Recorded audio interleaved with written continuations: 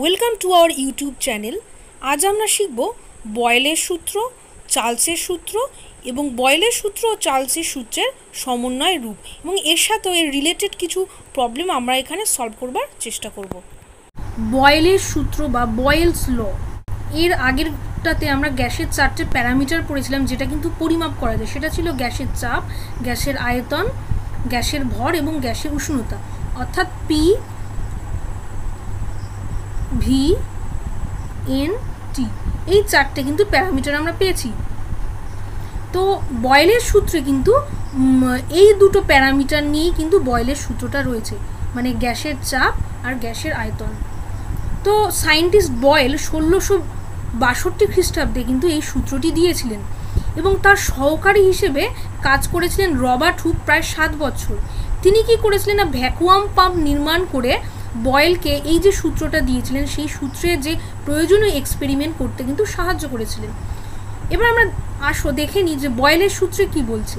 বয়েলের সূত্র বলছে যে স্থির উষ্ণতায় নির্দিষ্ট ভরের কোনো গ্যাসের আয়তন গ্যাসের চাপের সঙ্গে ব্যস্তানুপাতে পরিবর্তিত হয়। তার মানে এখানে আমরা কিন্তু দেখতে পাচ্ছি যে ভি এর সাথে পি এর একটা সম্পর্ক দেখতে পাচ্ছি। সেটা কি না, ভি হচ্ছে ইনভার্সলি প্রপোর্শনাল টু 1/p। আমরা যদি চাপ বাড়াই তাহলে ওর আয়তন কমবে, আর যদি আমি চাপ কমাই তাহলে কিন্তু গ্যাসের আয়তন বাড়বে।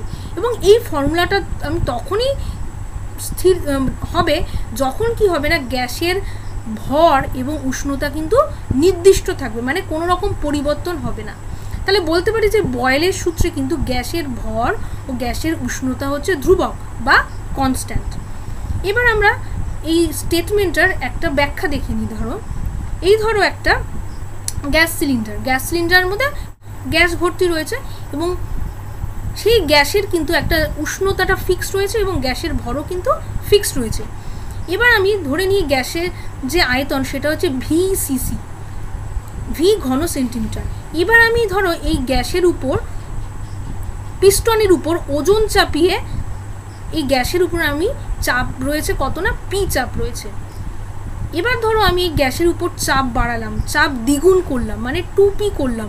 কি করে না, পিস্টনের উপর কিছু ভর চাপিয়ে বা ওজন চাপিয়ে, তাতে যে দেখবো যে 2p চাপের ফলে গ্যাসের 2p চাপ মানে চাপ বৃদ্ধি করার ফলে কিন্তু গ্যাসের আয়তন কিন্তু অর্ধেক হয়ে গেল।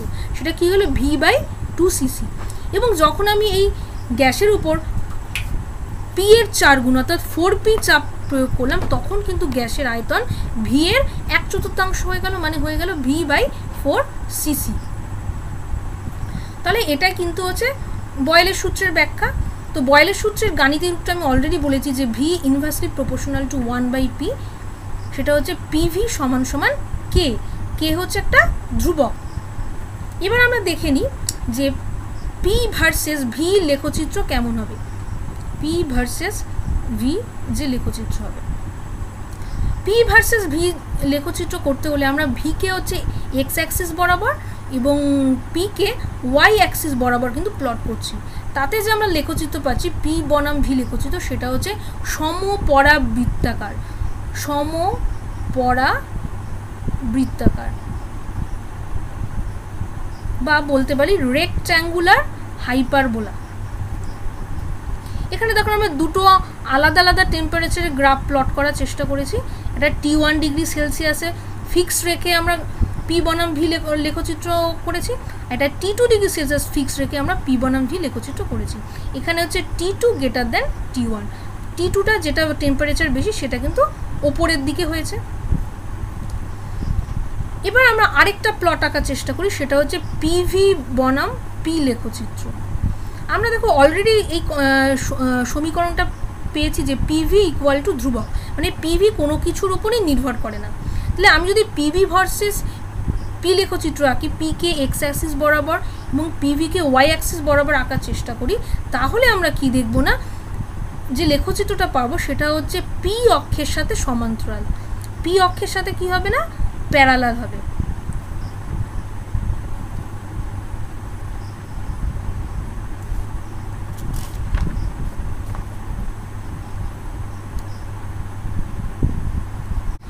এবার আমরা বয়েলের সূত্রের একটা প্রবলেম দেখে নিই। কি বলেছে দেখো বয়েলের সূত্রে, বলেছে 760 মিলিমিটার পারদ চাপে এবং 27 ডিগ্রি সেলসিয়াস উষ্ণতায় যে গ্যাসের আয়তন 200 সিসি স্থির উষ্ণতায় 380 মিলিমিটার মার্কারি চাপে ওই গ্যাসটির আয়তন কত হবে। তাহলে দেখো আমাকে বলে দিয়েছে যে প্রথম যে চাপ ছিল, প্রথমে চাপ ছিল কত 760 মিলিমিটার এইচজি, যেটাকে আমরা P1 বলতে পারি। আর প্রথমে আয়তন ছিল কিন্তু V1 ছিল 200 সিসি। এবং দেখো এখানে কিন্তু উষ্ণতাটা স্থির রয়েছে, মানে প্রথমেও 27 ডিগ্রি সেলসিয়াস ছিল, পরেও উষ্ণতা স্থির রয়েছে। তো পরে উষ্ণতা স্থির থাকলেও চাপটা কিন্তু হয়ে গেছে, P2টা হয়ে গেছে 380 মিলিমিটার মার্কারি চাপ। তাহলে সেক্ষেত্রে আমার V2টা কী হবে, মানে আয়তনটা, গ্যাসের আয়তন কী হবে সেটা আমাকে বার করতে হবে। তাহলে আমরা পড়েছি যে বয়েলের সূত্রে PV ইকুয়াল টু কনস্ট্যান্ট, মানে যে কোনো চাপ এবং আয়তনের গুণফল কিন্তু একই হবে, ধ্রুবক হবে সেটা। তাহলে আমরা এখান থেকে বলতে পারবো যে P1 V1 কিন্তু সমান সমান P2 V2 হবে। তাহলে এখানে P1 হচ্ছে 760 আর V1 হচ্ছে 200, P2 হচ্ছে কিন্তু 380, P2টাকে আমি এখানে লিখছি 380। তাহলে V2টা কত হবে, তাহলে দেখো 380 এটা কেটে 2 হয়ে যাচ্ছে, তাহলে V2 দাঁড়াচ্ছে হচ্ছে 400 সিসি। তাহলে আমরা গ্যাসটির যে অন্তিম আয়তন সেটা দাঁড়ালো 400 সিসি। তাহলে এইভাবে আমরা বয়েলের সূত্র প্রয়োগ করে কিন্তু প্রবলেম সলভ করতে পারবো, সেখানেই যেখানে উষ্ণতা এবং গ্যাসের ভর কিন্তু ফিক্স থাকবে, ভ্যারিয়েবল কী হবে, চেঞ্জ কী হবে, চাপ এবং আয়তনটা চেঞ্জ হবে। তো এবার আমরা পড়বো না চার্লসের সূত্র। সায়েন্টিস্ট চার্লস 1787 খ্রিস্টাব্দে এই সূত্রটা দেন। এই সূত্রটা ছিল মেনলি গ্যাসের ভর এবং গ্যাসের উষ্ণতার মধ্যে সম্পর্ক। যখন গ্যাসের অন্য দুটো প্যারামিটার P এবং N অর্থাৎ গ্যাসের ভর এবং গ্যাসের চাপ কিন্তু ধ্রুবক, গ্যাসের চাপ এবং গ্যাসের ভর ধ্রুবক রেখে গ্যাসের আয়তন এবং উষ্ণতার মধ্যে যে সম্পর্ক সেটা দিয়েছিলেন, সম্পর্কিত যে সূত্র সেটা দিয়েছিলেন বিজ্ঞানী চার্লস।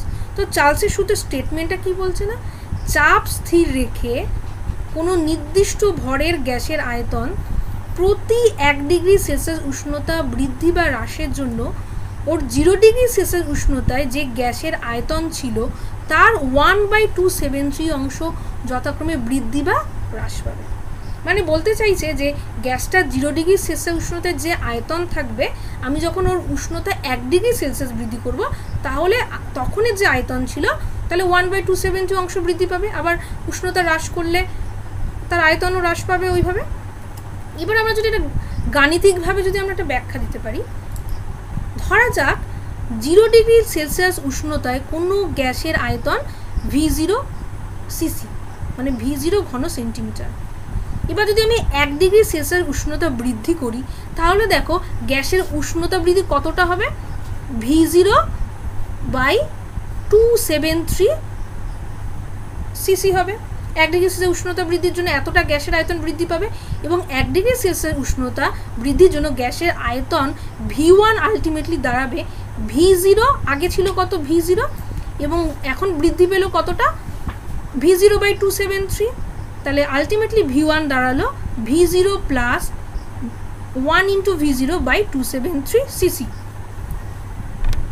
এবার T ডিগ্রি সেলসিয়াস উষ্ণতা বৃদ্ধির জন্য কিন্তু গ্যাসের আয়তন হবে VT equal to V0 plus T/273, T into V0 ওপরে থাকবে। এখানে দেখো 1-এর জায়গায় জাস্ট আমি Tটা এখানে লিখেছি। এই পোর্শনটা সবসময় জানবে যে গ্যাসের উষ্ণতা বৃদ্ধির জন্য গ্যাসের আয়তন বৃদ্ধি কতটা হলো, এবং আলটিমেট আয়তন হচ্ছে এই দুটো যোগফল, প্রাথমিক আয়তন যতটা ছিল প্লাস যতটা আয়তন বৃদ্ধি হলো, তাহলে এই দুটো মিলেই কিন্তু হবে অন্তিম আয়তন।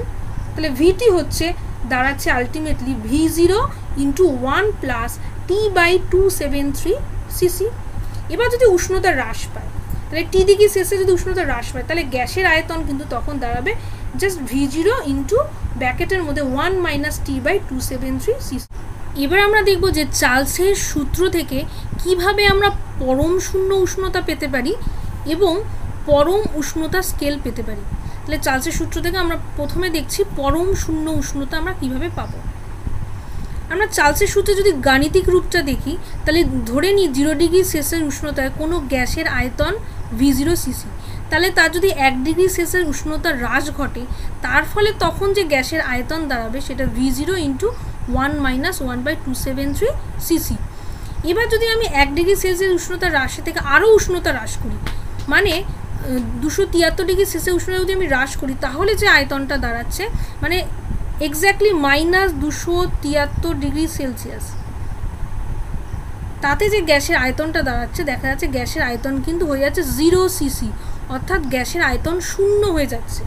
এবার আমি -273 ডিগ্রি সেলসিয়াস থেকে যদি আরও টেম্পারেচার কমাই তাহলে দেখবো যে কী হবে না, গ্যাসের আয়তন তখন নেগেটিভে চলে যাবে, কিন্তু সেটা তো বাস্তবে সম্ভব নয়, গ্যাসের আয়তন কখনো নেগেটিভ হতে পারে না। তাহলে বলা যেতে পারে -273 ডিগ্রি সেলসিয়াসের থেকে কিন্তু কম উষ্ণতা পাওয়া সম্ভব নয়, এবং যেহেতু এই নির্দিষ্ট উষ্ণতায় গ্যাসের আয়তন শূন্য হয়ে যায়, যে কোনো গ্যাসের আয়তন সে যে কোনো গ্যাস হোক না কেন, তাই এই উষ্ণতাটাকে আমরা বলবো পরম শূন্য উষ্ণতা।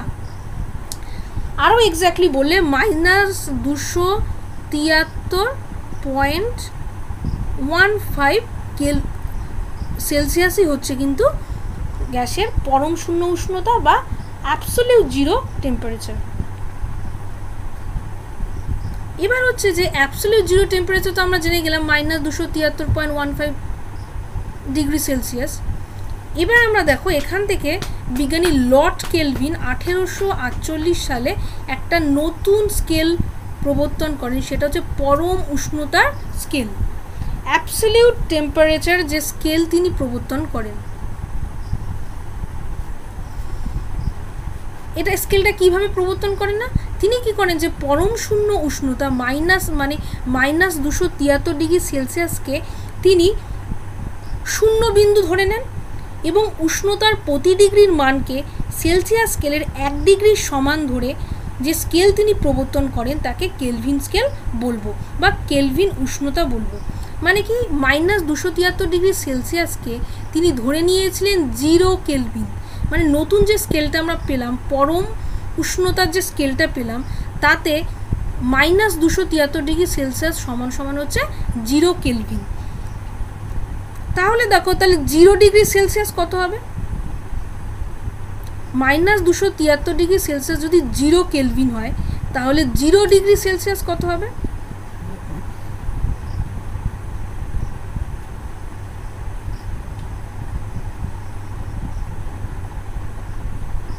জিরো প্লাস 273 মানে দাঁড়াবে 273 কেলভিন। কারণ আমি তো আরও 273 যোগ করে দিচ্ছি, যেটা 0 ডিগ্রি সেলসিয়াস মানে হচ্ছে 273 কেলভিন, এবং টি ডিগ্রি সেলসিয়াস মানে হচ্ছে 273 প্লাস টি কেলভিন। তাহলে আমরা বলতে পারি ক্যাপিটাল টি দিয়ে কিন্তু আমরা পরম উষ্ণতা স্কেলের টেম্পারেচারটা বলবো। তাহলে capital T equal to T degree Celsius plus 273। তাহলে যে কোনো সেলসিয়াস স্কেলের টেম্পারেচারকে যদি আমি 273 দিয়ে যোগ করি তাহলে কেলভিন স্কেলের উষ্ণতা আমরা পাবো। এবার দেখো আমরা কেলভিন স্কেল অনুযায়ী কিন্তু চার্লসের সূত্র দেওয়ার চেষ্টা করছি। তো কেলভিন স্কেলের যে গাণিতিক রূপ পেয়েছিলাম সেটা 0 ডিগ্রি সেলসিয়াস উষ্ণতা যদি কোনো গ্যাসের আয়তন V0 cc হয় এবং T1 ডিগ্রি সেলসিয়াস উষ্ণতা বৃদ্ধির জন্য, অর্থাৎ T1 ডিগ্রি সেলসিয়াস উষ্ণতায় সেই গ্যাসের আয়তন দাঁড়াবে V1 = V0 1 + T1/273 degree Celsius. তারপর এটাকে দেখো আমরা ফ্র্যাকশানে নিয়ে এখানে করলাম 273 + T1। এবার দেখো আমরা জানি যে সেলসিয়াস স্কেলের সাথে যদি আমরা 273 যোগ করি তাহলে যে একটা মান পাবো উষ্ণতা, সেটা কিন্তু ক্যাপিটাল T1 মানে হচ্ছে পরম উষ্ণতা স্কেলে বা কেলভিন স্কেলের উষ্ণতা। তাহলে V0 T1/273 ডিগ্রি সেলসিয়াস। তেমনই T2 ডিগ্রি সেলসিয়াস উষ্ণতা বৃদ্ধির জন্য, অর্থাৎ T2 ডিগ্রি সেলসিয়াস উষ্ণতায় গ্যাসের আয়তন কিন্তু দাঁড়াবে কেলভিন স্কেলে V0 T2 by 273 degree Celsius. তাহলে আমরা প্রত্যেকটা জায়গায় দেখো সেলসিয়াস T2 তো সেলসিয়াস স্কেলে উষ্ণতা ছিল, তার সাথে 273 যোগ করে আমরা কেলভিন স্কেলের টেম্পারেচার পাচ্ছি দুটো ক্ষেত্রেই। এবার দেখো এই দুটো ক্ষেত্রেই কিন্তু আমি V0 ভ্যালু বার করেছি, V1 ইকুয়াল টু এটা, V2 ইন্টু এটা, দুটোর ক্ষেত্রে কিন্তু আমি এখানে একটা V0 ভ্যালু বার করেছি, এখানে একটা V0 ভ্যালু বার করেছি। তারপরে এই দুটো কিন্তু আমি ইকুয়াল করে দিলাম এখানটায়, ইকুয়াল করে আলটিমেটলি দাঁড়ালো V1 by T1 equal to V2 by T2, অর্থাৎ V by T equal to K, অর্থাৎ V প্রপোর্শনাল টু T। তাহলে বলা যেতে পারে নির্দিষ্ট ভর এবং নির্দিষ্ট চাপে কোনো গ্যাসের আয়তন ওর কেলভিন স্কেলে উষ্ণতার সাথে কিন্তু সমানুপাতে পরিবর্তিত হয়, অর্থাৎ V প্রপোর্শনাল টু T। এবার দেখো আমরা তিনটে গ্রাফ আঁকার চেষ্টা করেছি। প্রথমে আমরা চেষ্টা করেছি V versus T degree Celsius লেখচিত্র অঙ্কন করার, অর্থাৎ গ্যাসের আয়তনের সাথে গ্যাসের উষ্ণতার লেখচিত্র অঙ্কন করেছি, যেখানে উষ্ণতা সেলসিয়াস স্কেলে প্রকাশ করা হবে। তাহলে দেখো V ভার্সেস যে T আমরা প্লট করছি, টিটাকে এক্স অ্যাক্সিস বরাবর এবং ভিটাকে লিটার এককে ওয়াই অ্যাক্সিস বরাবর প্লট করছি, তাহলে আমরা যেটা দেখছি না একটা সরল রেখা পাচ্ছি। যে সরলরেখাটাকে যদি আমরা পেছনের দিকে এক্সটেন্ড করি, তাহলে একটা জায়গায় এসে সেটা সেলসিয়াস যে উষ্ণতার যে অক্ষ রয়েছে সেখানে মিশে যাচ্ছে, এবং সেটা হচ্ছে দেখা যাবে -273 ডিগ্রি সেলসিয়াস। এবং এখানে এসে তাহলে আমরা দেখতে পাচ্ছি কিনা আয়তনটা কিন্তু 0 হয়ে যাচ্ছে -273 এসে। তাহলে V ভার্সেস T লেখচিত্র, যেখানে T সেলসিয়াস স্কেলে, সেটা হচ্ছে কী হবে, সরলরেখা হবে। এখানে আমরা দুটো আলাদা আলাদা প্রেশারে, আলাদা আলাদা চাপে গ্রাফ আঁকার চেষ্টা করেছি। এবার আমরা গ্যাসের আয়তন ভার্সেস উষ্ণতা লেখচিত্র আঁকার চেষ্টা করেছি দ্বিতীয় ক্ষেত্রে, যেখানে টিটা রয়েছে কিন্তু কেলভিন স্কেলে। তাহলে যে আমরা লেখচিত্রটা পাবো সেটা হবে মূল বিন্দুগামী সরলরেখা। আমরা কি পাচ্ছি, মূল বিন্দুগামী সরলরেখা। কারণ আমরা পাচ্ছি তার কারণ হচ্ছে এটা হচ্ছে 0 কেলভিন থেকে শুরু হচ্ছে, যেখানে গ্যাসের আয়তন 0 হয়ে যায়।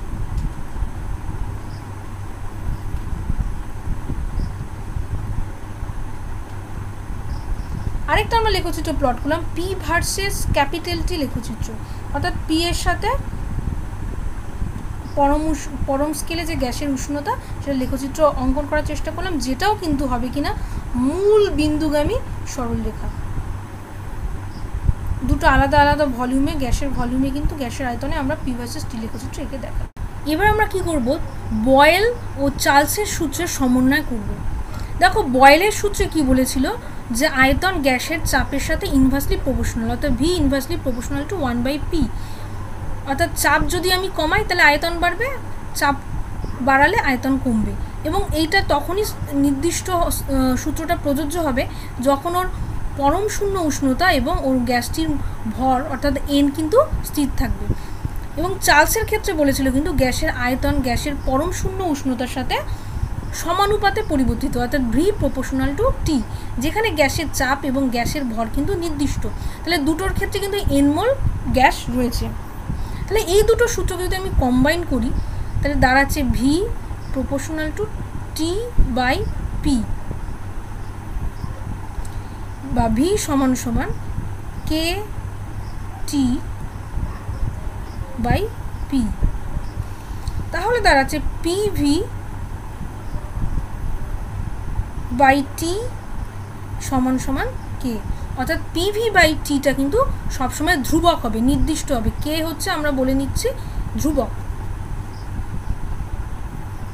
তাহলে এখান থেকে আমরা বলতে পারি যে কোনো প্রেশার এবং ভলিউমের গুণফলকে তার টেম্পারেচার দিয়ে যদি ভাগ করা হয় সেটা কিন্তু সবসময় ফিক্স থাকবে। তাহলে এটাই হলো চার্লস ও বয়েলের সূত্রের সমন্বয়। এবার আমরা চার্লস ও বয়েলের সূত্রের সমন্বয় একটা প্রবলেম সলভ করার চেষ্টা করব।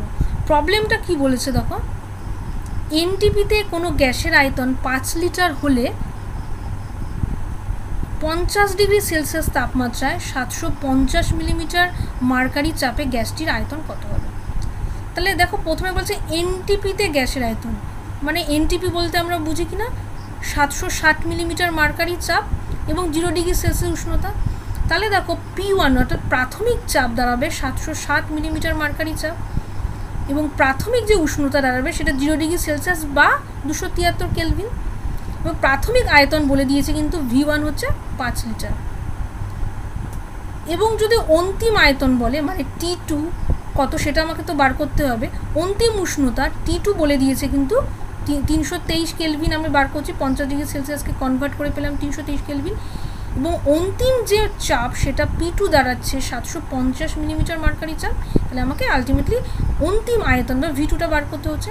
তার জন্য আমরা চার্লস বয়েলের সূত্রে যে কম্বাইনিং যে ফর্মুলাটা রয়েছে P1V1/T1 ইকুয়াল টু P2/V2/T2 লিখলাম। পরবর্তী ভিডিওতে আমরা শিখব অ্যাভোগাড্রো প্রকল্প ও গেলুসাকের গ্যাস আয়তন সূত্র 6 লিটার প্রায়। তাহলে এভাবে আমরা চার্লস বয়েলের সূত্রের সমন্বয় করে কিন্তু বিভিন্ন প্রবলেম সলভ করতে পারি।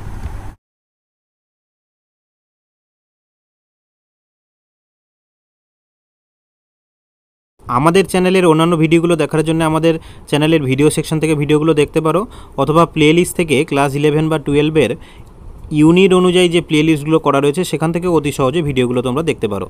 যুক্ত হও আমাদের ফেসবুক গ্রুপ কেমিস্ট্রি অ্যান্ড বেঙ্গলিতে। ওখানে আমরা বিভিন্ন টপিকের ওপর প্রশ্ন উত্তর দেওয়া থাকি এবং মিনি টেস্ট দিয়ে থাকি। মিনি টেস্ট দেওয়ার মাধ্যমে তোমরা তোমাদের প্রিপারেশন সম্বন্ধে একটা ধারণা পেয়ে যাবে।